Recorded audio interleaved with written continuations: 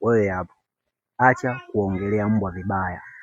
Yaani kama unajijua hauwajui mbwa, usiongelee mbwa vibaya. Sio umesikia tu kio tu mbwa kafanya kitu fulani unaanza kudoubt, unaanza kuharibu mbwa kwamba mbwa afanye afai, mbwa afanye.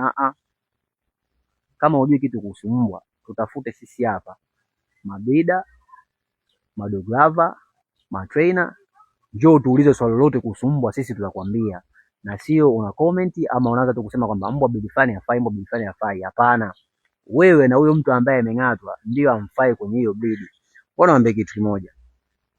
Unaposikia kwamba mbwa amefanya tukio fulani, kesi nyingi unasikia kwamba mbwa amemng'ata mwenyewe.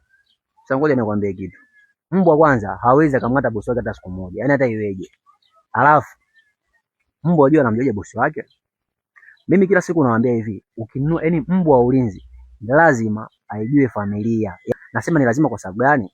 Sawa, wewe huyo mbwa wako utaki azoe mtoto nyumbani, unataka kuzoewe tu. Sasa siku wewe haupo, huyo mbwa naye atampa chakula, naye atampa maji. Yaani hapo ndo mwanzo unakuta kwamba mbwa anang'ata nini? Anang'ata watu wa nyumbani.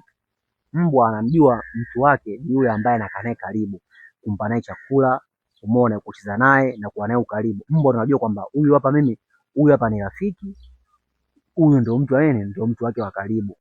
Sasa inatokeaje kwamba mbwa unasikia mbwa amemng'ata mwenyewe? Inakuwa hivi.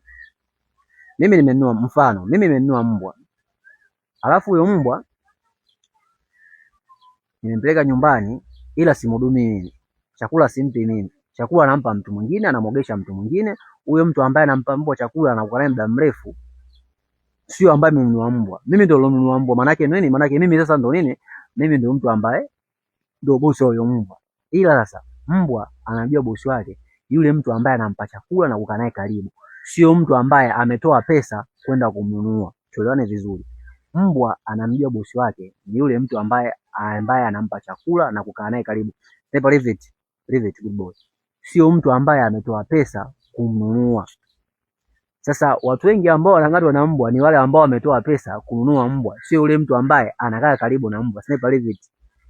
Sasa siku umerudi usiku, yule mbwa yuko nje na wewe mbwa hujawahi kutengeneza naye ukaribu wote. Yaani wewe kitu mbwa amekula vipi ameoga daktari alikuja kumchoma sindano ndio. Anaendelea jambo uko fresh. Au hujapata time hata kidogo ukawa na mbwa wako akakuzoea na akakujua. Sasa siku ukirudi usiku ukikutana na yule mbwa yakujui, lazima tu atakushambulia. Lazima atakushambulia kwa sababu gani? Mbwa ni wa ulinzi. Na mbwa wa ulinzi anajuaje kama huyu hapa ni adui? Ni wale watu wageni.